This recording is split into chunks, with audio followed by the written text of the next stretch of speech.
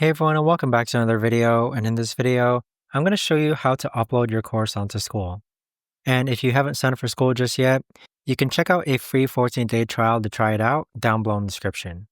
Now, the first thing that you want to do is log on to Skool. Next, click on Classroom. And we're going to pretend that we're uploading this course here. So we're going to click on this course here. Now, the first thing that you want to do is that you want to add pages. So I add pages based on what the lesson's called. And then once we have a page set up, you're going to click on this edit option. And then we're going to click on this YouTube icon. And then you can either enter the YouTube, Loom, Vimeo, or Wistia link, or we could actually drag and drop the video file here. So that right there is pretty much how to go ahead and upload your course onto Skool.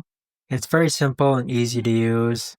But if you guys have any questions, let me know in the comments down below. Thanks so much for watching, and I'll see you guys all in the next video.